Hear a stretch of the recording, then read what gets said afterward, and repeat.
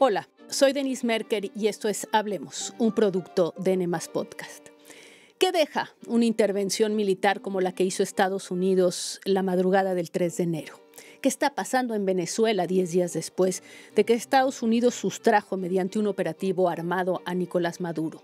¿Cómo lo están viviendo los venezolanos, dentro y fuera del país? ¿Cuáles son sus expectativas? ¿Predomina la esperanza o predomina el temor? Y por supuesto, la pregunta que todos se hacen es lo que está pasando, la pregunta de qué es lo que está pasando dentro de la élite chavista madurista que se quedó en el poder. A todo esto no es fácil responder, entre otras cosas porque desde hace muchos años no ha sido fácil informarse sobre lo que ocurre en Venezuela. Desde la llegada de Hugo Chávez al poder, una fuerte polarización llevó a algunos medios a convertirse en la oposición férrea a Hugo Chávez y a otros medios en voceros del gobierno. Luego, cuando el carácter autoritario y dictatorial del régimen se fue acentuando, sobre todo tras la muerte de Chávez, la censura, la compra de medios por parte del gobierno, fue haciendo la labor de informar cada vez más difícil, por no decir, por momentos francamente imposible. En 2015 surgió un medio digital llamado Efecto Cocuyo. Cocuyo es, como le llaman a un insecto, bioluminiscente. Y Efecto Cocuyo es eso, un medio que pretende, quizá desde lo pequeño, pero que pretende iluminar. Y lo lograron enfrentando condiciones terribles, en medio de amenazas, de exilios forzados, de todo. Y lo siguen haciendo. Por eso nadie mejor que ellas, y digo ellas porque fueron mujeres las que lo fundaron, para informar sobre lo que está viviendo Venezuela. Hoy vamos a platicar en Hablemos con Luzmeli Reyes, periodista, reportera, fundadora y directora de Efecto Cocuyo. Gracias por aceptar, Luzmeli. Un gusto volver a platicar contigo. Y de entrada te preguntaría lo que es esa pregunta que parece de cajón, pero ¿cómo estás? Hola, Denise. Bueno, bien, en lo personal estoy bien y en lo profesional, tú sabes que este dicho de que cuando hay malas noticias, pues los periodistas tienen mucho trabajo, entonces tenemos mucho trabajo. He estado siguiendo lo que has dicho, lo que has escrito desde horas después del operativo. Publicaste en el periódico El País tus primeras impresiones, por supuesto llena de incertidumbre de lo que estaba ocurriendo, porque creo que incluso ustedes, que son los más informados, estaba difícil que anticiparan una intervención sin cambio de régimen. Un poco cuéntame cómo te ha sido y cuando te lo pregunto a ti, se lo pregunto a muchos venezolanos y a los mejor informados, ¿cómo han ido llegando digamos, a entender qué fue lo que ocurrió con la sustracción de Maduro y con lo que todo indica es un acuerdo con parte de esa élite, en particular con los hermanos Rodríguez por parte del gobierno de Trump? Cuéntame un poco. Todavía hay muchos vacíos de información, muchas lagunas para poder entender qué fue lo que sucedió. Pero si empezamos a hacer cronología, volteamos un poco la mirada hacia atrás, vemos lo siguiente. En octubre, por ejemplo, se informó, hubo una filtración sobre la propuesta que había hecho Maduro a Donald Trump de un gobierno de transición con Delcy Rodríguez al frente, en donde dos puntos fundamentales eran los que allí interesaban: el manejo de la industria petrolera, facilitar a Estados Unidos acceso a la industria petrolera venezolana y además también llegar a algún tipo de acuerdo en la lucha contra el narcotráfico. Luego, o sea, yo digo que siempre es bueno mirar hacia atrás. Y vamos un poquito más atrás, recordemos ese entendimiento que hubo entre Donald Trump, el gobierno de Nicolás Maduro y el gobierno de Bukele para hacer un canje de prisioneros estadounidenses y migrantes venezolanos que habían sido enviados a la cárcel del Secot en El Salvador. Eso fue en julio. Hemos rescatado de los campos de concentración y tortura de Nayib Bukele en El Salvador a estos 252 venezolanos. En agosto empieza un poco más el recrudecimiento, o sea, hay un cambio y luego el 2 de septiembre vemos la primera detonación de embarcaciones con ataques cinéticos. ¿Por qué hago todo este contexto? Porque cuando empezamos a mirar hacia atrás, pues los escenarios en los que estábamos manejando llegaban hasta la posibilidad de un ataque y que toda esta presión que estaba haciendo Estados Unidos era para que Maduro pudiera negociar su salida. Es decir, ya se sabía, tanto en factores que se oponían a Maduro como en factores que lo apoyaban, entre eso Delcy Rodríguez y su grupo, que el gobierno con Maduro en la cabeza era inviable. Creo que luego pasó todo esto de la sobreestimación de Maduro de sus capacidades de negociación al final, porque rechazó tres propuestas. Rechazó la propuesta o el ultimátum que se comenta le hizo Donald Trump en una llamada telefónica en única conversación. Luego rechazó la intervención de Turquía, que también fue y hizo una propuesta a través del presidente Erdogan, que es muy cercano también al presidente Trump. Y la tercera propuesta que muy posiblemente rechazó Maduro fue cuando estuvo en Caracas el llamado zar de la carne brasileño, que visitó Caracas y que tiene una muy estrecha relación con Donald Trump. Pues, Luzmeli, ¿tú crees que eso fue? Maduro sobreestimó su capacidad de negociación, es decir, estiró la liga demasiado. Digo, estoy hablando no solo de Venezuela, estoy tratando de ver lo que le puede pasar a otros países. ¿Tú sientes que fue eso? ¿Estiró la liga? Sí, yo creo que estiró la liga. Todavía no creo en la tesis de la traición en el sentido siguiente, que lo que está ocurriendo ahorita, en este momento en Venezuela, pues pareciese que fue pensado. Es decir, se están tomando decisiones, hay esta apertura con Estados Unidos, que ya eso estaba seguramente previsto en esa propuesta que intermedió Qatar, como pasó en el 2022, y luego, pues, porque los cambios han sido muy sutiles dentro del régimen, y esto lo que pareciese estar exponiendo algún tipo de plan que estaba allí previsto. Por supuesto, seguramente hay improvisaciones, pero pareciese que había un plan.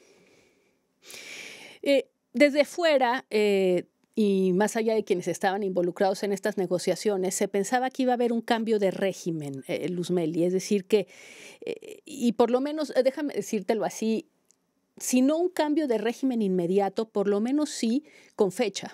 Es decir, hablar de un periodo de transición y ponerle una fecha, por ejemplo, a una convocatoria a elecciones. Quizá lo más sorprendente ha sido que ni fecha hay, sino que se presenta como un periodo largo en el cual pues, esta élite chavista madurista se quedará en el poder y que muy probablemente tratará de que Estados Unidos se sienta cómodo con ellos y punto, y que no haya más. ¿Cómo lo ves? Sí, ya creo que eso describe muy bien, de hecho, desde las primeras de cambio, cuando además de hacer cobertura, tuve como un análisis muy rápido de la situación.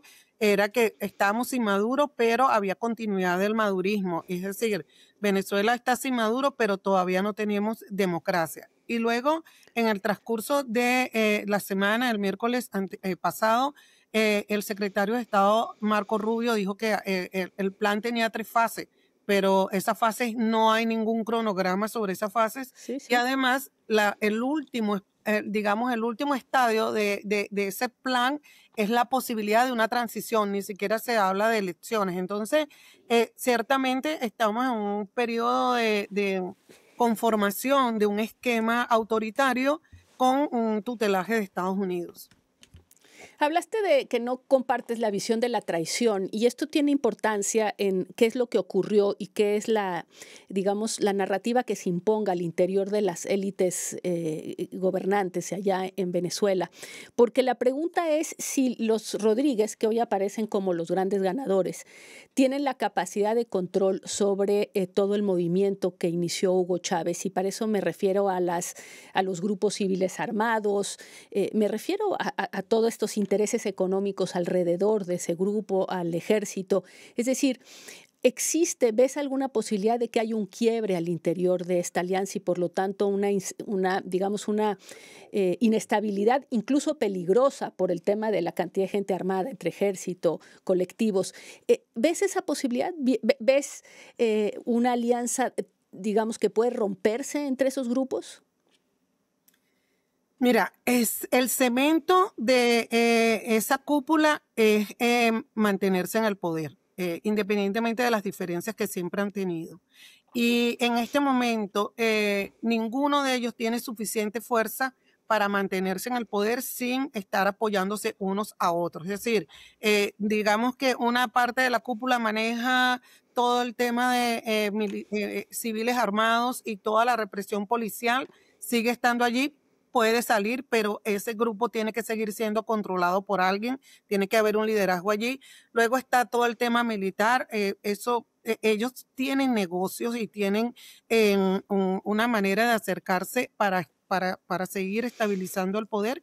Y por supuesto están los hermanos Rodríguez que no tienen arraigo popular, porque ninguno de ellos tiene como que, ellos son más intelectuales, ¿no? Pero sí saben de las dinámicas del poder, de cómo satisfacer algunas dinámicas en esa estructura de poder, a quién darle incentivos, tanto al sector empresarial como a los grupos que se están moviendo en el manejo del poder en Venezuela. Pero entonces, Luzmeli, te voy a preguntar sobre el elemento ideológico, porque visité muchas veces Venezuela siendo gobernada por Hugo Chávez y el contenido ideológico era muy potente. Tengo la impresión de que se fue diluyendo ya con el madurismo, pero lo que tú me estás diciendo básicamente es que lo que junta es el cemento, como lo llamaste, de esta alianza en Venezuela es el poder, y yo agregaría, que también lo dijiste, el dinero. Se volvió un enorme negocio y una élite muy extractivista, por cierto, la que tomó el poder. Les llamaban también estos grupos de los enchufados, toda este entorno que se ha hecho de una cierta forma de vida gracias a que tienen el poder.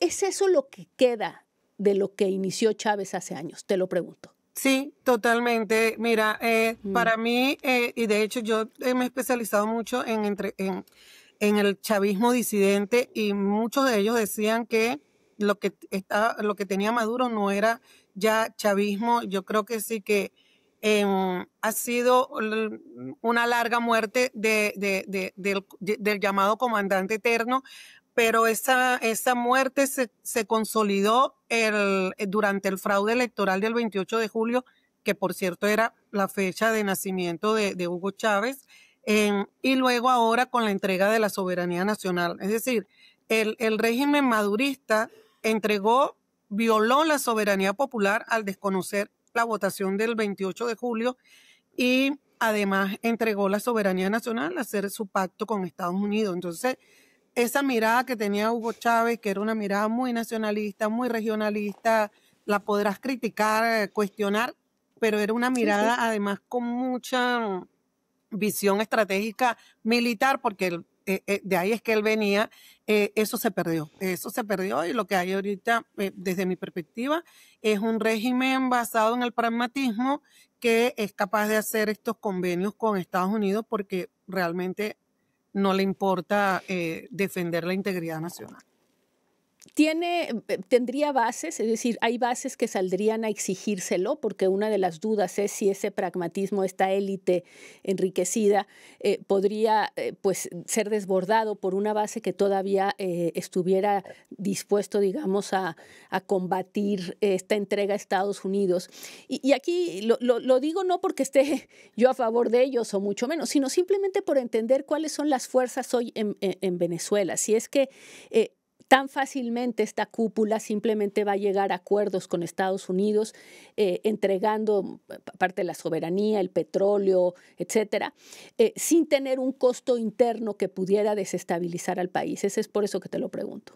Sí, me parece importantísimo porque todo lo que estamos viendo son, digamos, arreglos entre élites, ¿no? Y la base, la población está prácticamente dejada de lado. Que creo que es lo que está ocurriendo también, Denise, que ha sido tanto el sufrimiento de los venezolanos que de verdad necesitamos tener un espacio en donde pueda haber algún tipo de mejora económica. La gente en Venezuela está atento y muy pendiente de que su situación no empeore y se parezca a 2017, cuando vivimos, 2016-2017, cuando vivimos esa temporada de hambre tan terrible. Entonces, creo que eso está allí, y también veo a una oposición, digamos que no está con el gobierno, muy fragmentada y muy en conmoción. Todavía está viendo qué puede hacer. Y en ese sentido, pues, quien había liderado el movimiento de masas en Venezuela fue María Corina Machado. Y eso lo hizo entre 2022 hasta el 2024. Y pasó después del fraude electoral, pues pasó todo ese tiempo en clandestinidad. Mi impresión es que la gente en general no está en capacidad de activarse y de cuestionar el acuerdo que haga la cúpula con Estados Unidos, porque uno, por la represión que sigue habiéndola. En este momento hay un estado de conmoción en Venezuela con todo lo que eso implica, incluso algunos parlamentarios han sido amenazados con que los van a detener si hacen algún tipo de manifestación. En el otro, también hay otra situación, Denise, que es que hay más de 800 presos políticos y realmente los únicos que han podido permanecer en la calle reclamando son los familiares de esos presos políticos. Entonces, creo que la gente está esperando que liberen a sus presos, por ejemplo. Otra gente no quiere ir presa, lo cual es natural. Y la oposición democrática está en conmoción en este momento. A ver, déjame preguntarte sobre ese tema del acuerdo de estas élites con Trump. Trump anuncia que vía su influencia y su capacidad, su influencia sobre el gobierno de Delcy Rodríguez y con la amenaza de poder intervenir nuevamente y con la fuerza que tiene en el Caribe, pues básicamente Venezuela va a hacer lo que quiere. Y un día dice, van a liberar a los presos políticos y se hace un anuncio muy ambicioso de liberación de los presos políticos, pero la verdad es que al final del día lo que tuvimos fue una mini liberación. Ahí me pregunto si esta élite no está tratando simplemente de ganar tiempo, es decir, de decirle que sí a Trump, pero después en la liberación, en lugar de los 800 que tendría que liberar, pues libera por ahí a 6, no sé cuántos sean a estas alturas, pero un poco dándoles, como decimos en México, a tole con el dedo. Sí, la verdad que esa siempre ha sido parte de su estrategia. Siempre han ganado tiempo, todo, o sea, cuando revisas distintos procesos de negociación, ellos son expertos en ganar tiempo y muy probablemente van a querer seguir ganando tiempo para cuando haya la elección en Estados Unidos, ¿no? Eso yo lo veo así también. Lo que pasa es que es relativamente sencillo tener el gesto de excarcelación de los presos políticos porque la mayoría de esas personas están presas sin ninguna razón. Sin haber participado absolutamente en ninguna conspiración. La mayoría están siendo acusados de terrorismo o de traición a la patria, cuando lo único que estaban era ejerciendo su derecho a la disidencia. Entonces, es relativamente sencillo. El tema es que uno, en Venezuela todavía había vacaciones judiciales y además los tribunales estaban manejados en gran medida por la esposa de Nicolás Maduro. Entonces ahí se dio como una especie de vacío de poder, ¿no? ¿Quién ordena las excarcelaciones? Luego no pueden cerrar las causas porque para cerrar las causas necesitas hacer el juicio, o sea, terminar el juicio o hacer una figura de sobreseimiento o una figura de amnistía, que tampoco es tan sencillo porque, bueno, tienen que cumplir con ciertos parámetros. Entonces, lo que está pasando, lo que uno percibe que puede estar pasando en este momento es un poco de desorden que tiene que ver con todo esto que se ha vivido en el país, uno por allí, dos, unas tensiones, porque cada facción de la que hemos hablado tiene sus presos políticos, y entonces estarán mediando a ver a quién liberan y a quién no. Por ejemplo, el yerno del presidente electo es un preso político. No se sabe absolutamente si va a quedar en libertad o no. Entonces, y los otros, muchos de ellos que la gente no conoce, que ni siquiera los periodistas hemos podido hacerle seguimiento a sus casos porque son 800, 900 personas, pues muchos de ellos son personas totalmente, mira... Sí, que participaron en una manifestación, sí, o que pasaron por algún sitio y alguien los agarró, o que un vecino, por cierto que eso llegó a pasar, los denunció por un estado de WhatsApp. Es decir, son personas que han sufrido tanto que pues ahorita todo el mundo está concentrado en lograr que los liberen. Bueno, pues habrá que ver a cuántos liberan, pero hablabas de la oposición. Yo sé que tú estuviste en Oslo cuando le entregaron a María Corina Machado el Nobel. Y también te iba a preguntar, decías, ella es la única que realmente logró sacar a la gente pues en condiciones muy complicadas, porque una de las razones seguramente por los que no hemos visto ninguna manifestación espontánea en Venezuela, ni en contra ni a favor, digamos, las organizadas son muy organizadas por el gobierno, pero no ha habido nada, pues también es por la enorme angustia, preocupación que vienen cargando desde, yo diría, por lo menos una década o más, y el desgaste, los 8 millones que se tuvieron que ir, el temor, el miedo, en fin. Pero María Corina Machado sí logró, como una especie de pues de último impulso de valor y sacó a gente a la calle y hubo personas que se arriesgaron sabiendo a qué se enfrentaban y demás. ¿Cómo sentiste el día que Trump literalmente con una frase despreciaba a María Corina Machado y a lo que significa en Venezuela, diciendo básicamente que no tenía apoyo y que con ella no iban a trabajar? ¿Cómo se percibió eso dentro de Venezuela, digamos, pero diría yo dentro de también, bueno, la oposición venezolana, este desprecio con el que se refirió Trump a María Corina Machado? Oye, nosotros estábamos haciendo una transmisión cuando escuchamos eso y llegamos a preguntarnos, ¿será que se equivocó la primera vez cuando dijo, no? Ya la segunda vez cuando dijo que era la vicepresidenta de Maduro, dijimos, no, ya aquí no hay ninguna equivocación. Y sí hubo como, o sea, como este shock también de verdad, porque entendiendo incluso la decisión muy pragmática de que tenías que trabajar, o sea, no podías descabezar todo lo que estaba sucediendo allí. También la forma como se expresó sobre María Corina Machado fue una forma bastante ruda y yo creo que incluso desconectada también de la realidad, porque si revisamos también, como siempre digo, echamos un poquito para atrás, la única persona que logró movilizar a miles de venezolanos en los últimos tiempos ha sido María Corina Machado, aparte del gobierno que lleva a su gente y tiene sus seguidores, y sus seguidores pueden manifestar con la tranquilidad de que no los van a meter presos. En el caso de las personas que están en contra del régimen, pues cualquier manifestación que hagan se ven expuestas a ir presas.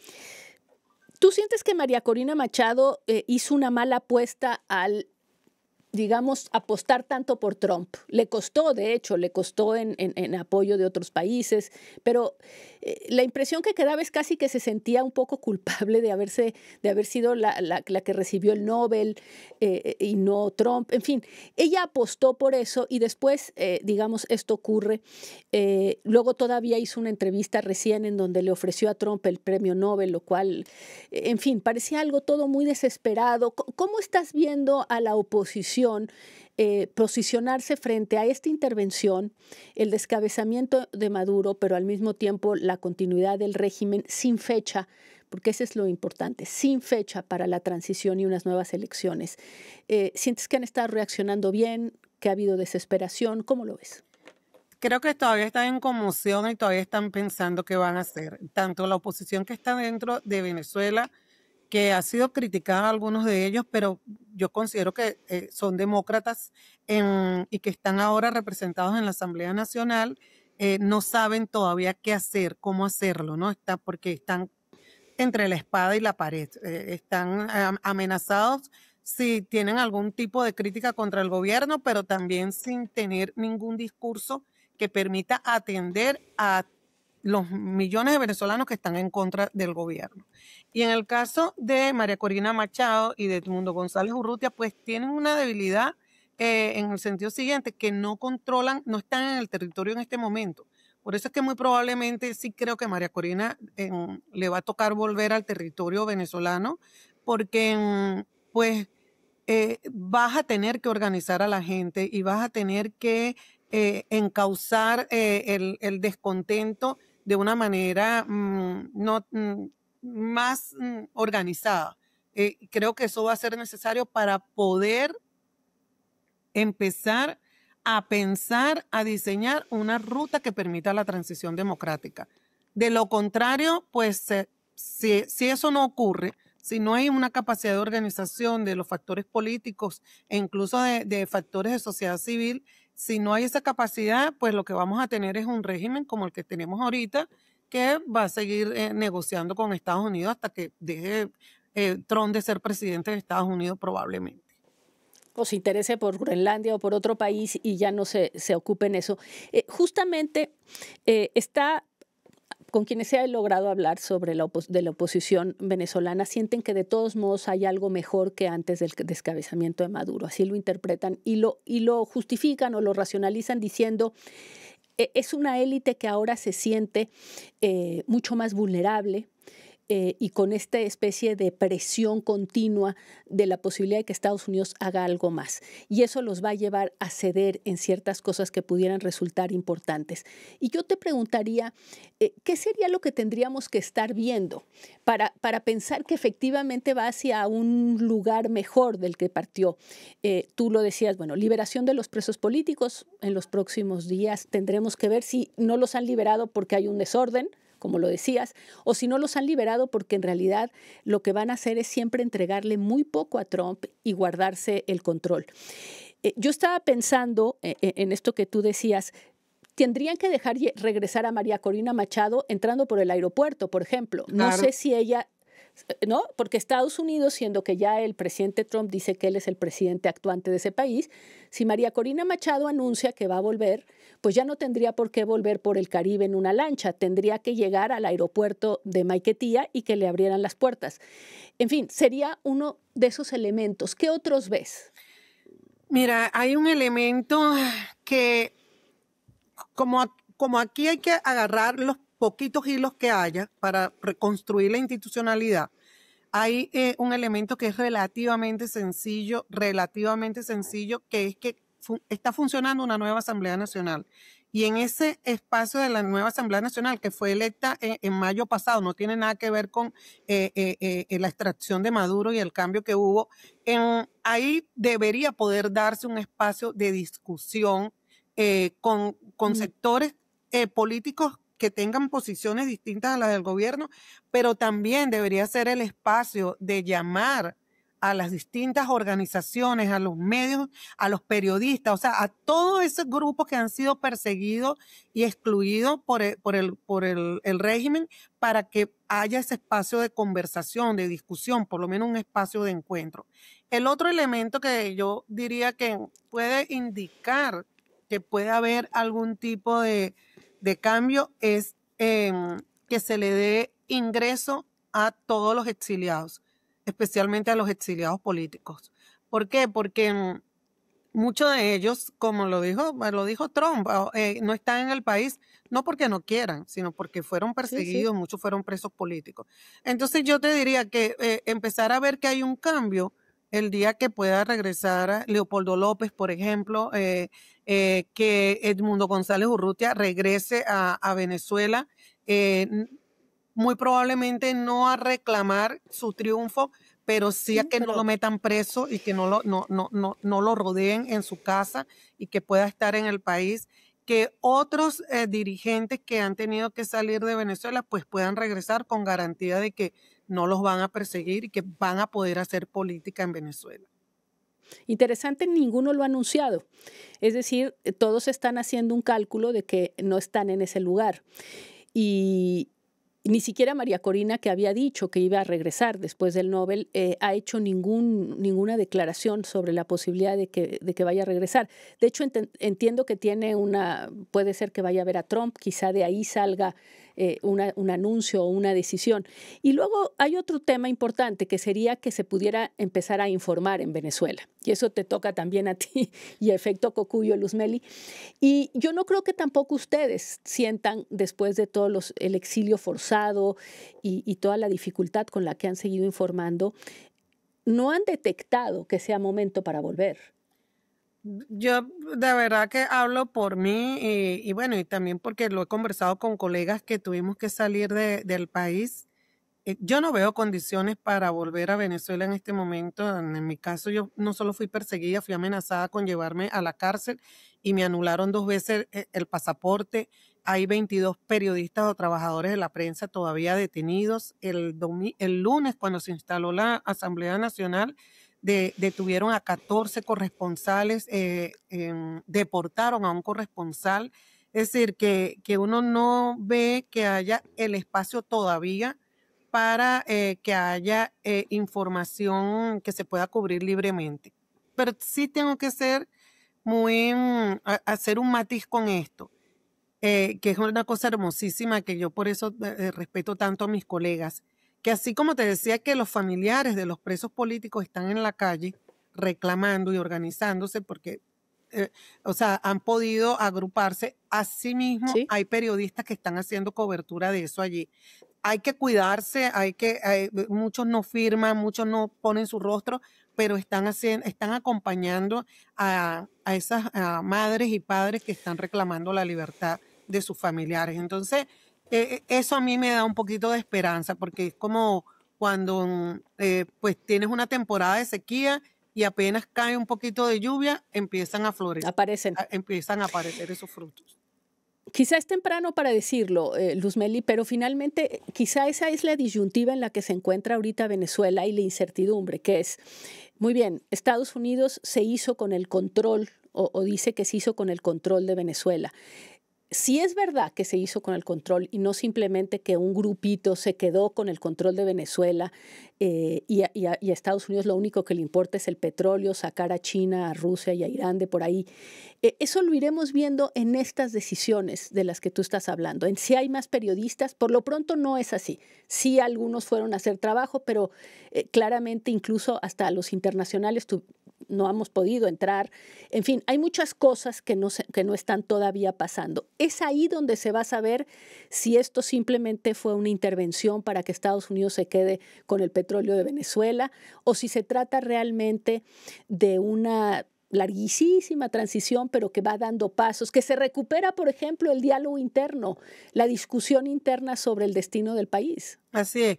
Mira, te puedo decir que nosotros cuando analizamos el fraude, decíamos que el costo de permanencia de Maduro en el poder había aumentado tanto porque la única manera de mantenerse en el poder era aumentando la violación de derechos humanos. ¿En qué posición están ellos ahorita? Pues ellos pueden retroceder un poco a lo que fue 2021, 2022, cuando se dio un proceso de diálogo que permitió unas elecciones. Ellos pudiesen retroceder hasta allí. Es decir, retroceder a liberar a los presos, retroceder a tomar decisiones que permitan que por lo menos ese momento que se dio en el 2022, que había mucha gente escéptica, pero otros estaban tomando ese momento como una oportunidad, ellos pueden volver hasta allí. Ahora, no sé si volver hasta allí va a implicar que ellos, luego de la experiencia de haber perdido las elecciones en el 2024, pues puedan construir también la transición en la que ellos se sientan que no van a ser perseguidos y que por tanto su costo de salida va a ser menor que de lo que es actualmente. ¿Podrían ellos conseguir también construir una mayoría, Luzmeli? Es decir, que podrían ellos, después de todo lo que ha pasado, enfrentar en las elecciones con éxito a la oposición. Y estoy pensando si Estados Unidos fortalece sobre todo la parte económica, que es por ahí, por donde yo creo que podrían ellos medio volver es decir, después de haber vivido el hambre del 2016, después de todas estas sufrimientos, esa sería la única opción, que Estados Unidos en su pacto con ellos ayudara al bienestar en Venezuela, que tampoco se ve claro, pero que eso les diera una base social que ellos ya perdieron hace mucho. Sí, el tema de las mejoras, digamos, en la cotidianidad de la gente va a ser muy importante. Y ya la semana pasada se vieron algunas señales, ¿no? Se redujo el precio del dólar paralelo. En Venezuela hay un control de dólar. O sea, hubo como que estas señales pequeñitas, pero están allí y además también eso te habla de expectativa, de que la gente tiene expectativa de que pues puede haber una mejora económica. De hecho, eso era lo que buscaba Maduro cuando estaba planteando la negociación con Trump de el levantamiento de las sanciones para que hubiese mayor posibilidades de tener ingresos de divisas. Entonces, ciertamente la mejora económica puede incidir, yo no diría que en la construcción de una mayoría, pero sí ellos nunca han dejado de tener 12, 15% de apoyo, como tampoco dejó de tenerlo la oposición en sus momentos, inclusive. Sí, más débiles. Entonces, eso es una base que está allí. Lo que pasa es que la relación de ellos siempre ha sido clientelar. Y rehacer esa relación clientelar, pues va a implicar que tengan que distribuir mucho dinero. Entonces, pues ahí vimos que Donald Trump dijo recientemente que estaban dando o creando un fondo que aunque es de la República de Venezuela, administrarían los ingresos por petróleo. Entonces, claro, va a ser como tener a alguien con chequera, pero con la chequera controlada. Es más o menos lo que estoy viendo. Sí. Luzmeli, yo sé que tú eres optimista casi estructural. Alguna vez me lo dijiste cuando platicábamos en radio. Pero ¿cómo te sientes? ¿Optimista, más pesimista, con temor? ¿Cómo lo ves? ¿Cómo lo sientes más allá de cómo lo ves? Tengo, como te decía, como que esto, alguien me lo decía y creo que es la palabra ahorita. Tengo como una sensación de agridulce, ¿no? Agridulce porque pues Nicolás Maduro violó derechos humanos terriblemente en Venezuela y fomentó todo el desmontaje de la democracia en Venezuela, pero a la vez me duele muchísimo que todavía no estemos viendo un cambio hacia la democratización. Pero también lo que más me duele, Denise, como ciudadana, como venezolana, como una mujer que ha trabajado igual que otras personas en el país por valores democráticos, es ver cómo se entrega la soberanía nacional. Eso me parece que es un precedente terrible. Y pues a los periodistas, o sea, como periodista yo no puedo hacer nada sino dar mi punto de vista, informar, pero eso es un trabajo de los políticos, de las Fuerzas Armadas, de esos sectores que están en el Estado, que tendrían que tener esa capacidad para tener no solo un discurso de la soberanía nacional, sino la defensa de la soberanía nacional. Fíjate que te escuchaba y pensé en Teodoro Petkov, que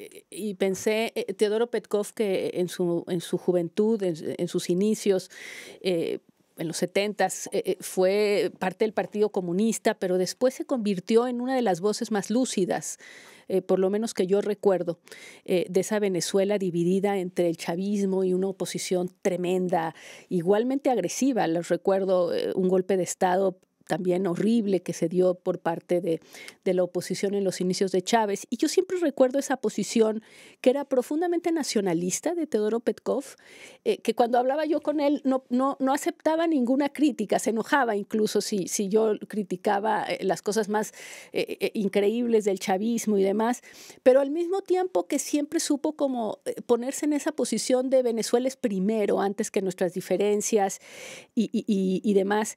Y me imagino que estaría sufriendo mucho en esta paradoja que muy pocos entienden afuera y que te la escucho y creo que es importante, que es lo difícil que es haber padecido este régimen que desmontó la democracia, pero que al mismo tiempo no se puede sentir ni festejar la intervención de un país extranjero.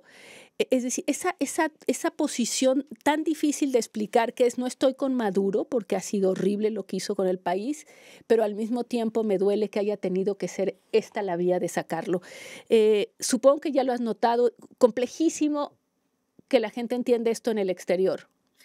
Pero no solo en el exterior, Denise, también muy complejo que lo entiendan muchos paisanos, ¿no?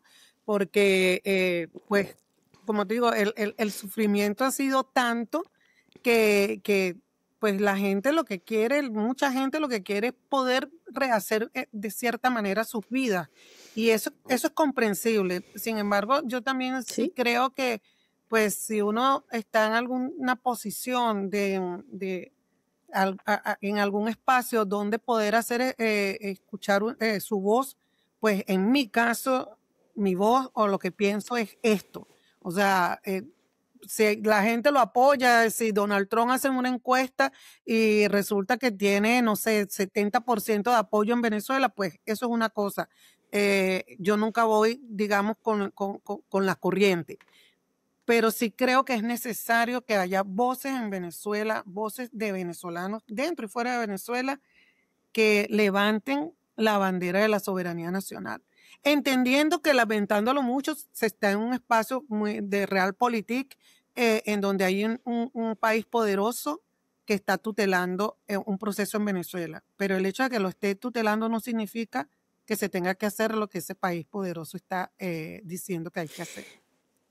Porque de entrada pensar que los intereses de ese país son los del pueblo venezolano, pues sería una ingenuidad inaceptable. Entonces lo que queda es esperar a que Venezuela vuelva a armar su propio diálogo interno y a reclamar lo propio. Sí, y en este sentido también yo he sido muy crítica de la comunidad internacional de los países de Colombia, de Brasil, de México también, pero bueno, México está como más hacia el norte y está muy pendiente de su relación con Estados Unidos. Pero tanto Brasil como Colombia, que se les dijo que permitir que Maduro se robara las elecciones sin hacer de eso un punto de honor, pues iba a tener implicaciones geopolíticas en la región. O sea, que no era, o sea, permitir un régimen como el de Maduro, eso iba a tener implicaciones también, no solamente porque podía ser replicado por algunos otros, sino por todo lo que ha ido pasando. Entonces, sí creo que en esos dos países, pues, no prevaleció el interés por la democracia, sino un interés crematístico. Y esto lo digo con toda responsabilidad. Creo que es interesante porque lo que tú estás diciendo es, hubo un momento para no quedar en esta disyuntiva de intervención o dictadura. Y ese fue defender las elecciones del 2024. Y en ese sentido, la comunidad internacional no hizo lo que tenía que hacer, que era decir, estamos a favor de la resolución, digamos, interna de los conflictos, pero en este caso, todos los datos que se tienen indican que ganó la oposición, que ganó Edmundo González, y por lo tanto no apoyar al pueblo venezolano en su genuina manifestación soberana es justamente llevar a una situación en la que solo podían dejar entre dictadura y intervención, y ahí hay una responsabilidad que todos esos países tendrían también que asumir, incluido el nuestro, supongo. Sí, yo lo veo así y lo veo sobre todo por el impacto que tiene. Ahora que se cuestiona la intervención de Estados Unidos, evidentemente fue una demostración de poder y una demostración de pues cuál es su doctrina ahora, ¿no? ¿Sí? 36 años sin hacer un tipo de intervención de esto. Imagínate en un país como Venezuela, si lo hicieron en Venezuela, bueno, sí, se había deteriorado la institucionalidad, pero si el argumento es la lucha contra el narcotráfico, pues recordemos que la industria del narcotráfico está más afianzada en otros países de la región. Entonces, es una forma de resolver el conflicto que es muy trumpiana, porque bueno, es su estilo, pero que puede afectar a cualquier país de la región. Entonces, el silencio en el 2024 tiene consecuencias para todo el continente, y si hoy vemos cómo Petro, después de que lo insultan, conversa y se arregla, y si vemos a Nicaragua liberando presos de repente, es el miedo que dejamos entrar, vamos a ponerlo así, Luzmeli, o que dejaron entrar todos estos países al no hacerle frente a Maduro en el momento en que se robó las elecciones del 24. En fin, una lección creo que para todos, costosísima, dolorosísima para todos ustedes allá en Venezuela, y que bueno, vamos a estar siguiendo desde acá. Luzmeli, yo te agradezco muchísimo, como siempre, la verdad, el que me tomes la llamada, el que platiques conmigo, te lo agradezco muchísimo. Hay tan pocas voces con quienes hablar, porque lo más difícil de todo creo que ha sido para ti, para tus compañeras en Afecto Cocuyo, para todos los que trabajan ahí, no ceder a la facilidad del encono. y ese es un trabajo de diario, es un trabajo todos los días de no simplemente convertirte en una militante y conservar esa capacidad de poder tratar de ver los temas de la manera más, pues no sé si objetiva sea la palabra, pero por lo menos la más documentada posible. Sí, yo creo que te agradezco a ti también la conversación, porque las preguntas y la conversación me ayuda también a mí a poder clarificar lo que estoy pensando, lo que he ido analizando. Como tú dijiste al principio, yo he estado escribiendo y haciendo muchísimos comentarios y también respetando muchísimo al equipo de mis compañeras, porque nosotros lo que nos propusimos, y esto va a sonar a publicidad, a propaganda, cuando fundamos Efecto Cocuyo, que es eso, que es como una luciérnaga, era iluminar con información. Y eso es lo que, o sea, esa es como que nuestra constitución, nuestro cuerpo de valores, seguir haciendo periodismo que ilumine y que nosotros, nuestra narrativa, y por eso digo suena publicidad, discúlpenme, es que todos juntos, la gente, los periodistas, podíamos iluminar una nación entera e iluminarla con información. Yo creo que eso sigue siendo nuestro norte. Te agradezco mucho, Luzmeli. Un abrazo y que sea lo mejor. Un abrazo para ti, muchísimas gracias. Gracias. Pues muchas gracias por acompañarnos. Recuerden, suscríbanse, comenten y compartan y nos vemos en el próximo episodio de Hablemos, un producto de Nemas Podcast.